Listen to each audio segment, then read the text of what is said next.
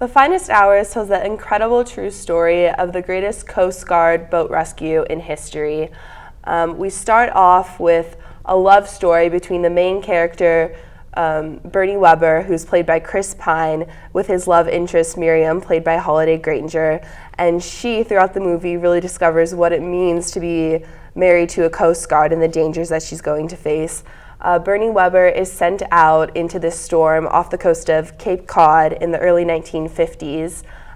His commanding officer sends him out to rescue a stranded T2 oil tanker that's in the middle of the ocean. And throughout the story, we see him battle the elements as he tries to rescue this crew of 32 men. And we flash over to the dynamics and the story that's going on in the T2 oil tanker, and we see the crew come together there and try to stay afloat until they are rescued. And it's really just an incredible story of, facing the elements and seeing if he'll return home safely. What were your first impressions of the movie, Cody? My first impressions of the movie were good. I liked it. I went out of that movie thinking that it impacted me a little bit emotionally. I was like, all right, that's... Shed a tear or two. Maybe teared up a little bit.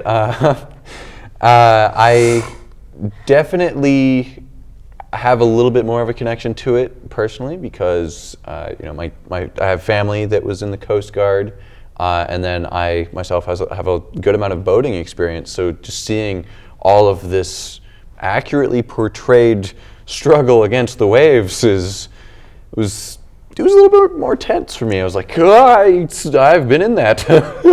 Yeah. Well, maybe not that bad, but definitely. And I think the special effects were so that you kind of felt like it was definitely really happening. The waves were crashing over this tiny fishing boat in the middle of the ocean that seemed so vast, and there were definitely some intense scenes that had me sitting at the edge of my seat for sure.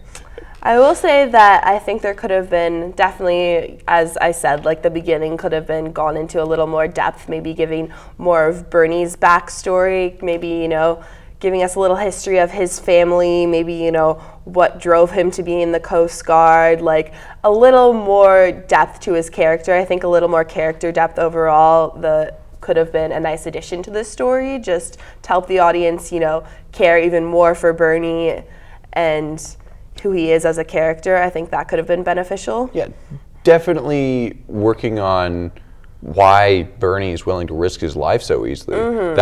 That is definitely something that I feel could have been expanded upon, because we really don't know why he's willing to go out there. It's just, I guess, part of the creed of the Coast Guard, but a lot of people don't even join the Coast Guard unless they have a really good, compelling reason. So that would have been nice, just some further character development, knowing, what drove him to go out and save people's life in the middle of the storm. I don't think the average person would go out in those conditions and risk their life as well as other people's life to save someone. It takes a really special person to do that. So a little more backstory would have been good there. And a thing that I disliked was that on the second half, after what you could consider is the climax of the movie, which we'll stay a little bit quiet about for now, they didn't go too in depth into following action, and a large section of the story was left out. It's just kind of like, this rescue happened. It gets really intense, really stays intense for a while, and then it just kind of winds down when you don't feel it should, or at least I didn't feel it should have quite dropped off in its intensity at the point that it did. Yeah. So there was a couple things that were a little bit off. It could have done better, but overall, I think the movie was pretty good. It was an enjoyable watch, and it got to me emotionally in a few aspects. Yeah, I definitely did enjoy this movie. It was, something that had you sitting on the edge of your seat. I would have enjoyed, more of a backstory on Bernie and even more of a backstory on Miriam, and just kind of, some further character development. But I thought overall it was a really historically accurate, painted, a really true to the point picture of this rescue. Definitely lots of good action scenes. You know, you're going to be sitting on the edge of your seat going like, oh my gosh, are they going to make it? What's going to happen next? So it definitely accomplished everything it set out to do in that sense. All right, so overall, what do you think you would rate it? I think I would give this 3 kook paws, just because I think that there could have been some more backstory, some more character development.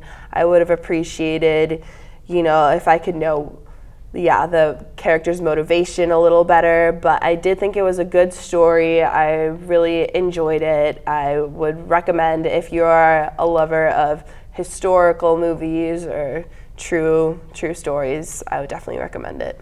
Okay, for me, I would rate it a little bit higher because, again, I guess I'm a little bit biased, but maybe 3.5 or maybe 3 3/4, because it was a good movie, and then it also was realistic and, you know, connected to me. So I guess I'm a little bit biased there, but yeah, it was definitely worth a watch. Here's Lily to give us her pick of the week. Hi, this is Lily with Lily's pick of the week. This week I'm going to talk about Snowpiercer.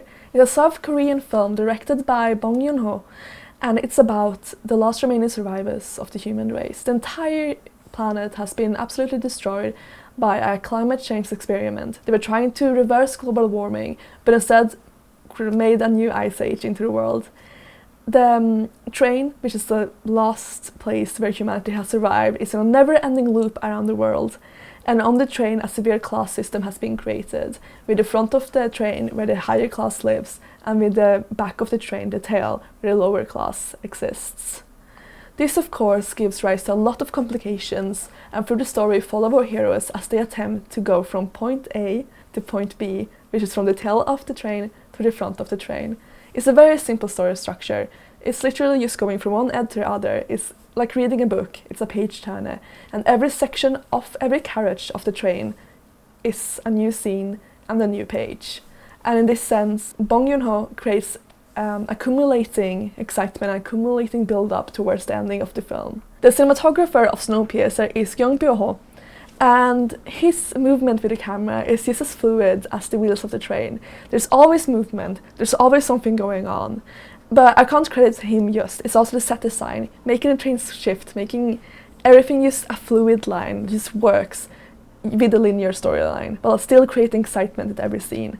But because of the cinematography, it becomes alive. Because of the set design, there's always movement on the floor, you always feel like you're in a train instead of on a set. We follow our hero, played by Chris Evans, whose role is critically acclaimed, but was first skeptic by both the director and the critics, who thought that he's too muscled and too Captain America to ever play such a serious role.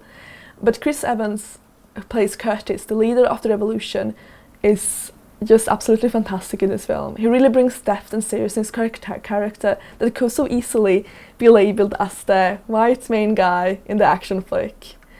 Tilda Swinton is also part of the cast. She plays a member of the higher class, however, and her vibrant and colourful character, literally colourful character, with her prosthetic teeth, just brings a malignant force that's just incredibly powerful, while at the same time being incredibly ridiculous, but never over the top. The realism of the political character that she presents does recall to actual political leaders of the world we have today. There's also breakout performances by Alison Pill, who's just fantastic in her one scene, as well as Jamie Bell, who also has a smaller role, but is still really, really good. So basically, the lower class, were led by Curtis, are attempting to revolutionize and change the social structure of the train. By doing this, they had to create a revolution. There has been several revolutions in the past, and nothing has succeeded until now. And they realized that to make a true change, they literally say we have to go all the way to the engine and get control of the engine. Giving similar ideas of revolutions today, where they literally have to break down entire power structures for an anarchist reality. And it's the deeper political message that some people get upset by in this film. But in reality, by having a not average ending and having a bit of unusual twists, this film remains integral to its main message, which not everyone agrees with, but that's what creates discussion, and that's what makes a good film. For example, you know, the ending just makes you feel like you've been punched in the heart, but also like a deep warm embrace, and that's, you know, don't we all want to have that feeling after we watch a film?